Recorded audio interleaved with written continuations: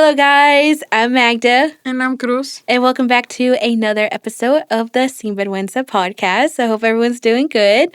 Today, we're actually going to be kind of piggyback writing, I don't know how you say it, from the previous episode, right? So the previous episode, we talked about our self-sabotage and how our thoughts... It impacts our lives. Exactly. And I feel like it's a really good topic to come from that because it kind of goes hand in hand, going from the self-sabotage to how we see ourselves and how we portray ourselves, like our self-image. I'm curious though. Like I want to jumping right into it. Which I feel like I'm getting comfortable with because most people don't like that. But I feel like you've expressed yourself how you're very like to the point and very direct like that too, which I love. So, yes, I'm curious. Growing up for you, how was it? Like, was it something that, let me ask you like this. Was there a certain point in your childhood where you noticed like how you perceived yourself and what other people like? Were there any comments that made you feel some type of way that impacted your self-image growing up? I think maybe not exactly comments directly to me, but I feel like I was seeing myself differently in like 4th grade, hanging out with like my classmates, and how that's when I kind of noticed my skin color was different than theirs and like trying to fit in. So I feel like that's where it kind of started of like me being more aware of my self-image and my personality too. Was it something that someone said, or was it just something that you observed? I'm curious. I think it's something that I observed, not exactly that somebody told me. And growing up in Alabama, the majority of my class were white. And so me trying to fit in, it was kind of different. The way I dressed, the things that I had, like, that I took to school were also different, you know? So I think that's where I kind of started to notice a little bit of a difference between my classmates. That's good that it wasn't necessarily something that was said to you that made you see that differently, because that's another topic too for another episode, specifically too in Hispanic households, colorism and how certain people will, especially like again, specifically in Hispanic households, they will favor a person because of their color, the color of their skin. Yeah. And it sucks. And it's something that needs to be talked about, because it's definitely something that we need to unlearn and outgrow. But so that happened when you were younger. Was there something that happened to you like in middle school that something, because I'm curious, because I feel like for me personally, like most of the time where I feel like I became like self-conscious, how do you say self-conscious? Yeah, about how I looked was normally because someone said something to me about it. Yeah. Like even, this is probably TMI, but I remember like I was like in 5th grade, I think. And the first time I remember that I wanted to start shaving was because us Hispanics, we tend to be a little hairy. Oh, yeah. And I remember we were playing out in my neighborhood. We'd always play like and ride our bikes and stuff with the kids around the neighborhood. And I remember there was this little boy that picked on me because I remember I like raised my hand or something. I did something, and obviously naturally I was getting a little fuzz underneath my armpits. And I remember he pointed it out, and he was like, "Oh, like you don't shave, blah blah blah blah." And I was like, like it was something that like triggered, and like it was like a moment where I knew that was wrong, or like that was something that I needed to get rid of. And it's crazy because I was ashamed of it to the point where like I didn't even want to tell my mom, because it was my mom. We never really had like an open conversation about like puberty or like sex or just growing up or anything. She was always afraid of that topic. That's another topic for an episode. Yes. So what I did, this is probably really gross now saying it out loud, I would use my sister's razors. She was older than me, Mhm. 5 years older than me. I was in 5th grade, 10, so she was 15, 16. So I would use her razors to, like, shave my legs and my armpits. So I feel like normally, now that I think back, is like certain things that were said were kind of like a trigger to my self-image. Like, oh, and like, am I too hairy? Mm. Is this something that I need to get removed? Even when it came to like my hairs on my arms, I would bleach them. Yeah, I would bleach them because I was like self-conscious about it too, because people Really? pointed that out. Yeah. So there was a lot of little things that I feel like kind of contributed to how I was growing up. And I feel like, unfortunately, females get that a lot, Mhm. I feel like there's so many products for females to correct their bodies, and Yeah. it's just capitalism, unfortunately. Can you relate, though? Is there like a story Mm. that you feel like kind of, we're putting blame here. We're pointing fingers at people. Yeah, I think in middle school, somebody called out my unibrow. And Oh. in that moment, because they weren't even doing it on purpose. They were just trying to find something to be mean to me. And they called that out. And then I was like, it hurt. It really hurt me. Mm-hmm. But I didn't know how to approach my mom and tell her, like, hey, how do I like get rid of this, Yeah. So, And what like, was her response? I never told her. Oh, you didn't? Mm-mm. Okay. Nah. I just told my sister, like, recently too. Oh. And then also in middle school, I was very self-conscious when we had to like go to the gym and then change because we have to wear shorts and then our t-shirt. And I feel like I was so conscious because my mom's lampiña, like she has no hairs on her Oh, really? on her legs. And Interesting. then me and my sister were the opposite. So she never brought the idea of like shaving. I don't know. Maybe she just wanted to avoid that topic in general. But I'm not trying to blame her either. But at the same time, I was like really self-conscious about my legs. So I would try to be weird and like change clothes. Like I would literally try to hide my legs from like the girls from seeing them. Yeah. And then it got to the point where I was like, Mom, I need to do something.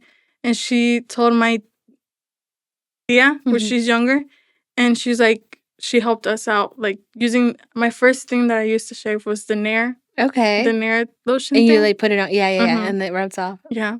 So that's one thing sorry. That's also another thing that made me more self-conscious about myself and my self-image. Yeah. Yeah. And that's unfortunate because I feel like there's so many stories where people can probably relate to that because kids are mean. Oh, yeah. Specifically, like growing up from like middle school, like, well, at any time in school, just kids are mean. I feel like we need to do better in educating our kids to be nice to people because you never know. You never know what someone's going through. But at the same time, about the unibrow and stuff like that, I really didn't care because that was me. And also, like, Frida Kahlo, her art. Like, it's an inspiration for us Mexican generations, too. So it's kind of like something that is part of me. And there's some people who rock the unibrow. Oh, yeah. They embrace it. Yeah. So at the same time, like, I didn't care about that so much. It was more of the comment that hurt me more. Just trying to be mean. Yeah. I can relate to that as well because growing up, another thing, too, that was like a huge insecurity for me, believe it or not, I had really bad acne from like, I guess maybe like 5th grade, from 5th grade to probably like, I don't know, my freshman year of high school. It was bad. Like it was to the point where I honestly thought that I was going to get like scars on my face because it was so bad. And I would pick at it too, which wasn't good. And I feel like my mom did notice that, and I am grateful for her because I don't know if you remember this, but there used to be a commercial that was like everywhere for Proactive. And it was, and it wasn't really like an online thing. Like people like, that makes me sound really old, but we really didn't order things online. I mean, I think it was a thing at that point, but she didn't feel comfortable doing it. So she actually got one of my aunts to order it over the phone, I think. And yeah, like it gave me like the whole kit. And I don't know if it was that helped me, or I don't know if, because I'm like a really big on like manifestation. I don't know if it was the Proactive or like me wanting my face clear so bad that by like my freshman year, like it was clean. Yeah, it was clear. And it was something that I really feared that I was going to get really bad scars because there would be comments made like, oh, you know, like you got a mountain on your face or like pimple face or whatever by the kids. And my mom, she even would make like, not necessarily like negative comments to like pick at me, but she did make a comment where it kind of like triggered me. We have an aunt that her face, even now as an adult, she has really bad scarring from the acne that she's had. And she compared it to her. She was like, oh, like, you know, vas a quedar como tu tía so-and-so. And I was just like, oh my gosh, like, it was bad. It was bad. But manifestation, that's another topic for another episode because, yeah, I don't know if it was that or the proactive stuff, but it helped me. And moving on, though, because I feel like we're talking a lot about, like, the physical aspect of, like, self-image. Yeah. But I feel like there's also, like, an internal part of, like, how you perceive yourself that kind of goes into your confidence. And one thing that I always talk about videos that I watch on TikTok. I had seen this video not that long ago. I want to say it was a couple weeks ago where it was someone that shared this thought talking about how there's a million versions of you. And the reason she said that, she was like, I forgot what the context of the main video was, but she specifically said something about, she pointed out, think about how many people that you meet in your life. For example, you help with your little brother's basketball practices, right? You go and you take them to practices and games and stuff. That coach that you probably have talked to a couple of times has a version of you in his head, right? The person that you interacted with at Walmart while you were running errands has a version of you in her head. The person that you met, I don't know, at school, you know, has a version of you in their head. And each version can be a completely different person, right? It's just on all how they perceive you. And I feel like what I took from that is like, it's something positive because you could have helped out somebody in your little brother's basketball team and that coach has a great version of you. Like, oh my God, you know, she's such a good person. She did X, Y, and Z for the team, blah, blah, blah, blah. And then somebody at Walmart, maybe you were having a bad day. The cashier, she noticed you didn't say hey or good morning or whatever. She probably has a negative version of you in her head, you know? But and the reason I say this is because I feel like a lot of the times we beat ourselves up when it comes to our self-image and like think about like, oh, ¿qué va a decir la gente? You know, what are people going to say about me doing this or me wearing this or me saying this? In all actuality, I feel like it doesn't matter. No, but it makes sense because at the end of the day, we're going to be meeting people and they're going to have that, they're going to perceive us in different ways. And sometimes there's nothing we can do to make them happy for those bad ones. But at the same time, there's nothing we can do about it. Yep. Yeah. How do you feel like now as an adult and like seeing or like reflecting on how you grew up and like your self-image, how do you feel like it's changed? Oh, I think it's changed drastically, especially because since you already know me and stuff like that, coming out like of high school, I was shy, quiet, had a little bit of like very confidence. And so like it's changing, you know? And I feel like that also plays a part of my self-image just because I feel like a lot of people still perceive me as quiet and shy. So I feel like it does play a lot of my self-image and how it's actually changing over the years. Hopefully it changed for a better version of myself. Yeah. That's what I want. That's awesome. Yeah, because I feel like a lot of the times we are unaware of like the growth that we've done. And I've said this to you literally in the last episode too, you know, that those baby steps, it's huge. It's huge. And I can relate to that too as well. And it's crazy because I feel like for me personally, I didn't really struggle with my self-image growing up to the extreme. Obviously, I had little moments. But being completely honest, for me, my self-image, like my hardest battles were actually in my 20s. Yeah, in my 20s. Literally like a couple years ago to here recently. And I know you said it and other people have made comments too, how I feel like they've noticed también how they feel my confidence, and it's almost like I'm blooming into, my full adult version because being completely transparent and vulnerable, me being diagnosed with PCOS, I think I was diagnosed back in like 2021. That took a huge toll on me. And in so many ways, but specifically in my self-image. And the reason being is because, well, to begin, PCOS looks different in a lot of people. But the type of PCOS that I had, there was drastic weight gain in a short period of time. And my hair was falling out. I didn't get acne. And now, like, thinking back, like, there was little things in my life, like, growing up that I feel like could probably be connected to my PCOS now that I, like, know more about it and more educated about it. But I feel like in my early 20s, when I was diagnosed with it was so, I don't know how to say it. It was a really dark place for me mentally in my head. And it was hard to come to terms with it as well. And it wasn't until here recently where I feel like myself again. Because in my, like, from high school to like 19, 20, 21, 22 years old, 23, I was fine. I feel like it wasn't until about 24 to maybe like 28. I just turned 29.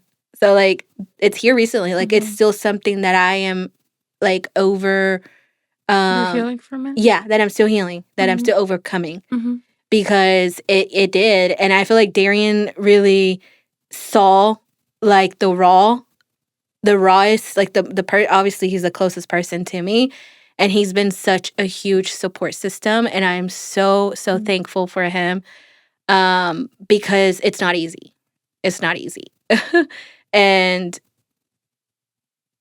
when I saw the topic that we were going to talk about, I tried to like pin it to where the toughest part of it in my life. And I feel like most people would probably say like teenage years, like coming to adulthood, right? And yeah, no, for me, it was definitely my mid-20s, I guess you could say. Because yeah, it was a lot. Not only like was my body going through a lot of changes internally, but I could also see my body change physically. And it was almost like my brain couldn't catch up with it. I don't know, like, I don't know how to describe it, but it was, and on top of it, like COVID was, COVID was a thing too. So like you were stuck inside and it was just, and actually that's what I blamed it on whenever I did get diagnosed, before I got diagnosed with PCOS. I was like, oh, it's probably just stress because the world is upside down right now. But the moral to that little mini story is check on your health. Because a lot of this stuff, I mean, we talk a lot about like internal battles that we face, right? When it comes to like confidence and depression and anxiety. And a lot of those symptoms can be cured. A lot of the symptoms might have like a root cause to why you're experiencing that. And it's really good to start from the root because a lot of the times, yeah, it can be healed. Or it can be treated. Yeah. So what about for you? Was there like a specific time in your life where you feel like your self-image might have been at your lowest? This might sound very weird, but I feel like since kind of hit up middle school towards like even college, it was kind of at my lowest. It was never a time where it was like, feel that confidence or that, or just being like used to being yourself. Like comfortable in your own body. It really didn't hit me. And maybe it looks like it's starting to hit me now, but like not even. I'm still working baby steps towards it because it's just, like you said, it's not something we can just automatically resolve that how we perceive ourselves, but it is something that I'm still struggling with and still working with. Yeah. And everyone's story looks different because I've said this in another episode too, where growth is not necessarily like a linear, it could be like a spiral. And sometimes we reflect on the past, not knowing that there's so much more to like grow into. And I feel like we do get stuck in certain mentalities where we don't know, like, oh, that sounds very depressing. I was gonna say. But I mean, self-image can impact and can be also a root cause of depression. Yeah. So it kind of goes together. Yeah. Because I literally, like, the sentence that I was going to say is, like, it almost gets to the point where it's, like, there's, like, no way out. Like, you don't see the light at the end of the tunnel. Yeah. And it's ups and downs. And I feel like sometimes there are moments where you do feel content with your body. And then there's some times where it's just like, I'm not feeling it today. And I feel like it's the important thing is to just be patient with yourself. Because how you said, it's baby steps. Yep. Yeah. So going back a little bit to like the topic of like how your PCOS also impacted you. Now I was looking at the monitor. Yeah. I kind of noticed how like I'm always wearing dark colors and like I really like the pink on you. Oh, thank you. But like that's something that I've actually don't see myself in that much. Like those types of colors, just because those colors make me look a little bit darker. And so like growing up, it just came to me actually, like one of my family members, they kind of and I was still younger too. I was wearing like a bright yellow blouse after church, and then she pointed that color makes me look darker. Wow. And I love pastel colors. I still do, but I don't like to wear them just because I know it makes me look darker. No. So in that way also, has like stopped me from wearing like colors that I know are really pretty and that I want to wear, but I just don't want to wear them because I know it's gonna make me look change because of I don't want to say something. Yeah, I get where you're going at. Just because it makes me look darker because of my skin tone. And so like I would see my sister wear all these pastel colors, all these pinks, blues, and yellows, and they would look really nice like on her. And then I wouldn't wear them just because I was more aware of how it would look on me. That's so sad. Yeah. That's so sad. Like I said, that is a topic for another episode, the toxic behaviors that we allow in our families, because that is so fucking toxic. I hate that shit. Okay. Sorry. No, it's okay. So I'm curious, so what is there little things that you see yourself now as an adult that you are aware that that's not healthy, that you do change, like that help your self-image and for you to feel confident and comfortable? Do you correct that? And if so, like what does it look like? For me to kind of work on that, I try to be a little bit lenient on myself on like what I wear, what I choose to wear.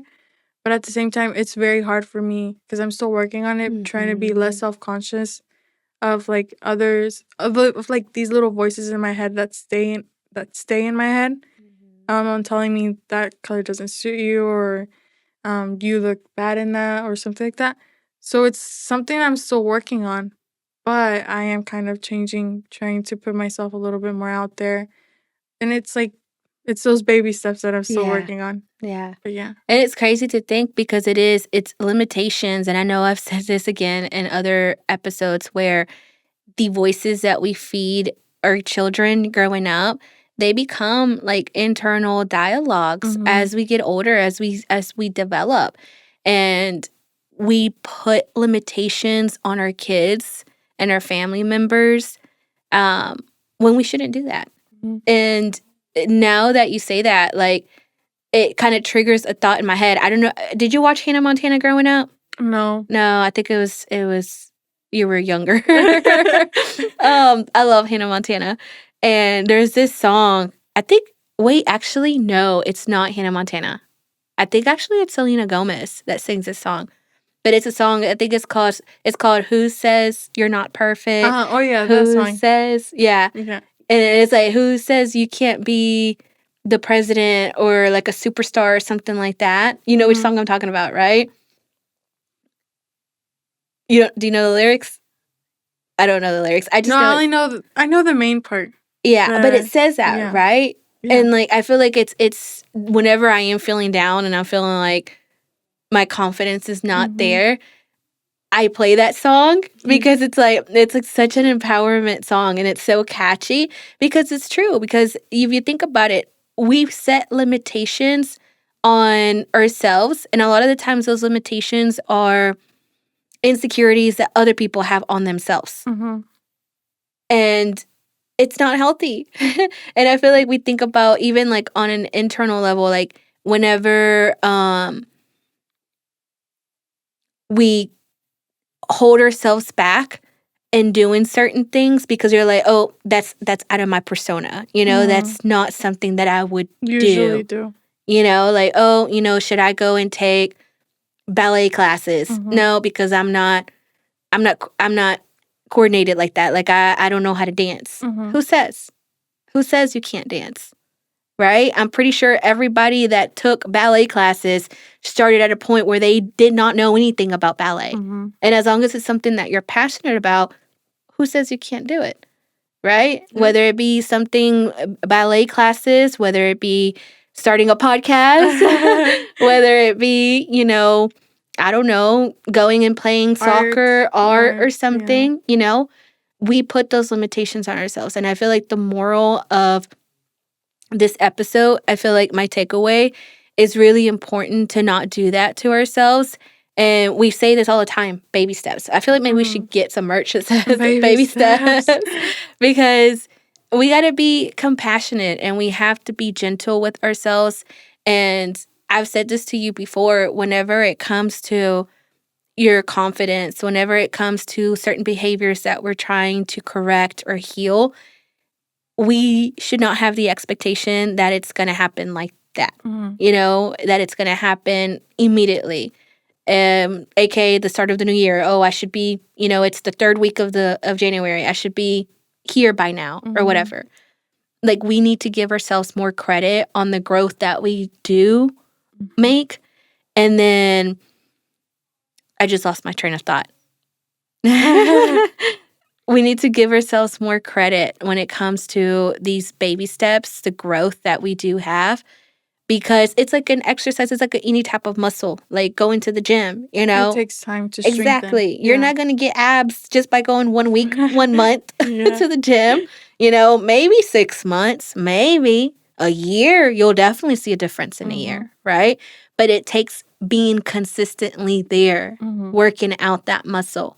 It takes that consistency. And if you're not putting in the work, like those little baby steps, correcting it, like every now and then sneak in like a little pastel sweater on you, every now and then change up your hairstyle. And before you know it, like you'll look back and you'll recognize the growth that you've done. And I say that, from my personal experience, because I go back to my mid-20s, how it was a really dark time for me and, my healing journey when it came to my PCOS. And literally, like, I just took it day by day, day by day. And there would be moments where, like, I was in a really dark spot mentally, but it took me showing up the next day. It took me waking up the next day, and it could be as simple as taking a shower, brushing your teeth, putting on a little mascara, putting on a little bracelet. And it before you know it, you're rewiring those negative or toxic, thoughts that you may have. What about you? What would you say, like, your takeaway as far as, like, that self-image and how you've progressed and are still healing from it? I feel like for me, in my case, I feel like already being aware that I have work to do, but I'm also giving myself credit for the things that I'm already doing. Already, those baby steps are really, for me, they're huge steps. For other people, they might be baby steps, but for me, they're huge steps. And just being more patient with myself and treat myself how I treat others. I always forget that because I tend to be mean to myself. So being more aware of what I actually say to myself. Yeah. I love that. I love that.